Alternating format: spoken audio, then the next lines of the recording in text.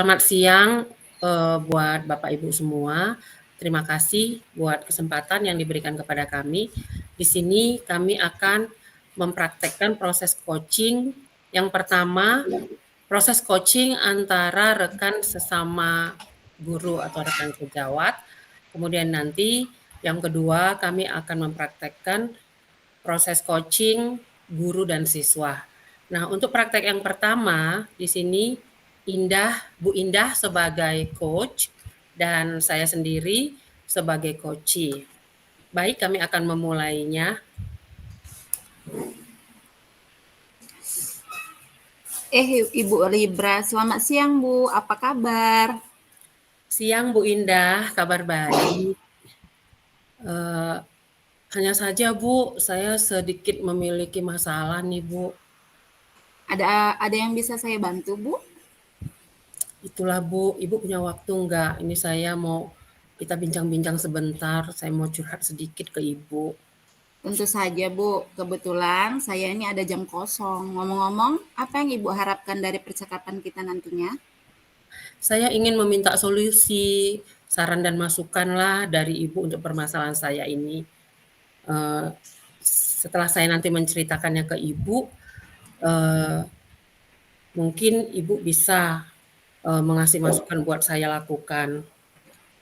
Memangnya ada masalah apa ya Bu Libra? Gini loh Bu Indah, ada satu siswa saya, setiap masuk di kelas saya, semangatnya nggak ada Bu. Bahkan dia jarang sekali membuat tugas-tugasnya. Ya agak sedikit pusing juga sih Bu saya menghadapinya. Baik, tadi Ibu Libra bilang ada seorang siswa yang kurang bersemangat belajar dan jarang mengerjakan tugas. Apakah Ibu sudah telusuri akibat dari masalah ini? Sudah Bu, saya sudah panggil sih si anak tersebut dan menanyakan penyebab mengapa dia tidak begitu suka dengan pelajaran saya. Lalu dari pengamatan Ibu Libra, mengapa dia tidak begitu suka dengan pelajaran Ibu? Nah, setelah saya amati dan bertanya langsung dengan si anak, ternyata anak tersebut tidak suka dengan pelajaran bahasa Inggris karena dia rasa sulit untuk dibaca dan dipahami artinya. Gitu sih pengamatan saya, Bu. Nah, kira-kira kondisi apa yang ideal yang Ibu Libra harapkan pada anak tersebut? Tentu saja yang saya harapkan anak itu bisa mengikuti pelajaran dengan baik, Bu Indah, sama seperti yang Hmm, lain. Kalau begitu, adakah yang bisa Ibu Libra lakukan untuk meningkatkan motivasi murid tersebut? Jadi, setelah saya amati, Bu, saya refleksi diri juga ya, Bu, ya. Menurut pengamatan saya, sepertinya saya kurang menggunakan metode, pelajaran yang baik. Saya, kurang memilih metode yang tepat, sehingga anak tersebut tidak bersemangat mengikuti pelajaran saya. Jadi Bu, hal yang akan saya terapkan adalah saya harus mencari metode yang sesuai dengan kebutuhan anak, memperbanyak ice breaking, begitu juga memperbaiki rencana pembelajaran saya, atau mungkin saya harus menggunakan media yang lebih menarik mungkin ya, Bu. Kalau menurut Ibu gimana ya, Bu?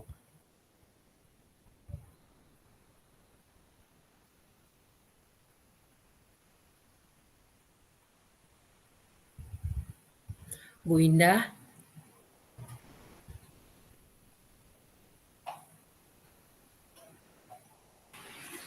Baiklah, Bu. Apakah ada kira-kira metode yang pernah berhasil yang Ibu pernah terapkan di kelas tersebut? Oh ada Bu, metode yang pernah saya lakukan yaitu, saya pernah membuat ice breaking, dengan pesan berantai. Nah itu saya lihat membuat siswa, saya melakukannya dengan cara mengelompokkan siswa gitu ya Bu, dan menyampaikan pesan atau kata dengan cara berantai. Dengan otomatis siswa tetap menyebutkan kata dalam bahasa Inggris, dengan pelafalan yang tepat. Meskipun sekali-sekali ada juga yang tidak tepat ya Bu, tetapi digunakan teknik game sesuai dengan pembelajaran siswa. Seluruh siswa terlibat sesuai dengan yang kita harapkan sih, Bu. Luar biasa ya Bu ya, Bu Libra ya. Jadi jika kita ratingkan lah ya kan Bu, dari 1 sampai 10, kira-kira berapa nilai ketertarikan murid tersebut terhadap metode yang Ibu pakai? Kalau saya bisa kasih nilai sih kira-kira di 8 ke 10, Bu. Selanjutnya rencana apa yang akan Ibu Libra lakukan dengan dan bagaimana langkah-langkahnya?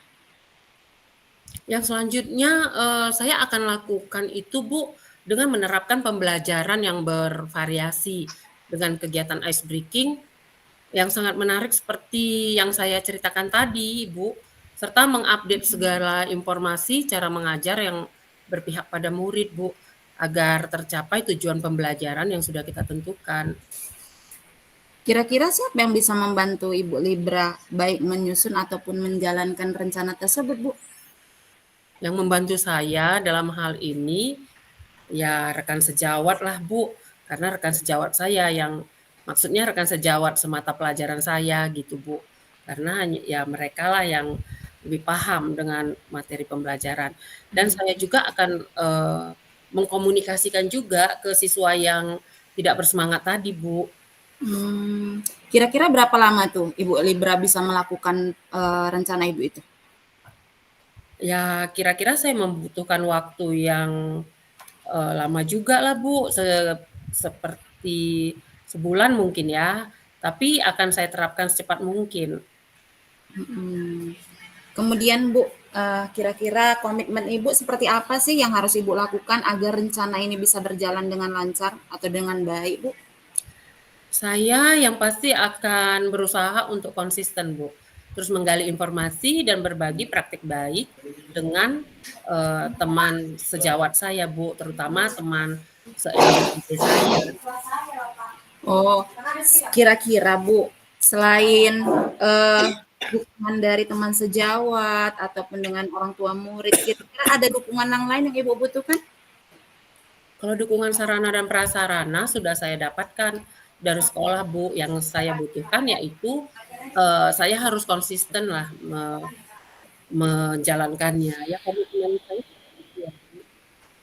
Baiklah Bu, semoga rencana Ibu itu berjalan dengan lancar, dengan sesuai dengan yang Ibu harapkan.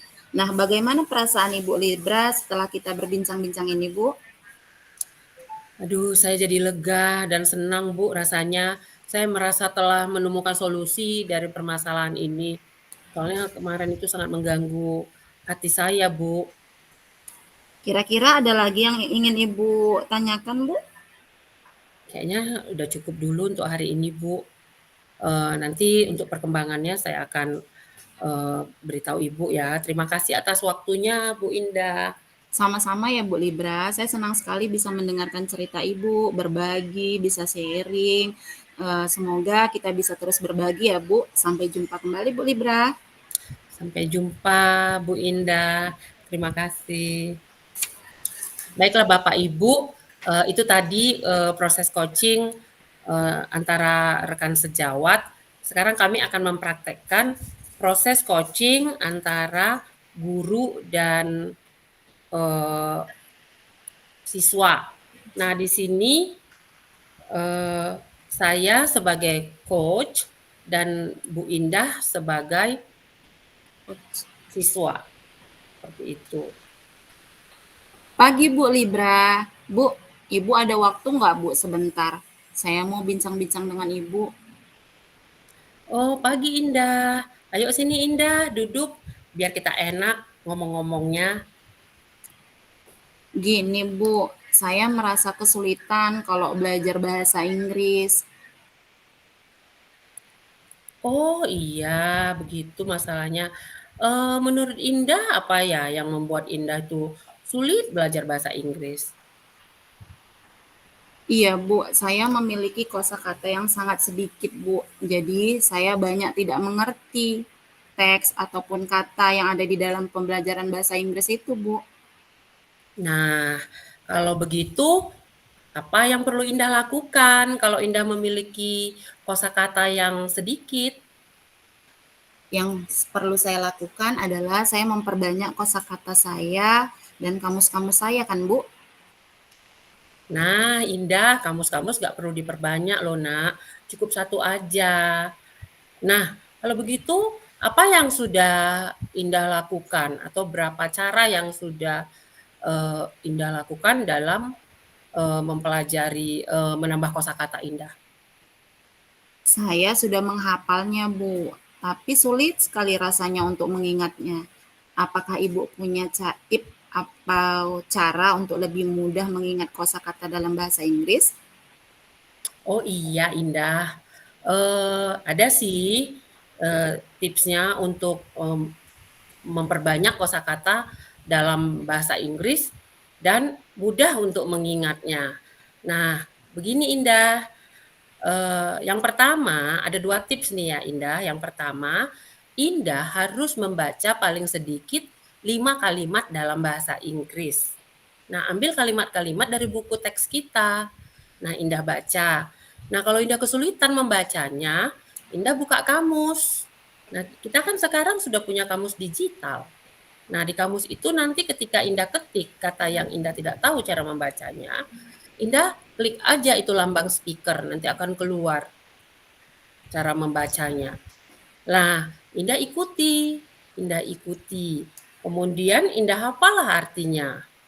Itu yang pertama. Kemudian Indah yang kedua, berarti kan Indah tiap malam menemukan kata-kata baru tuh yang tidak tahu artinya. Nah, Indah di rumah punya kalender kan? Hmm. Kalender itu di belakangnya kan putih kosong. Indah tuliskanlah kata-kata yang Indah tidak tahu itu di dalam eh, kertas putih tadi. Lalu Indah tulis katanya, tulis artinya, kemudian Indah tempel di kamar Indah di posisi mana yang Indah bisa selalu kelihatan. Jadi Indah mau tidur, bisa Indah baca, Indah baru masuk kamar, kelihatan, Indah baca. Jadi karena tiap hari Indah lihat, Indah baca, pasti lengket di kepala, ala bisa karena biasa.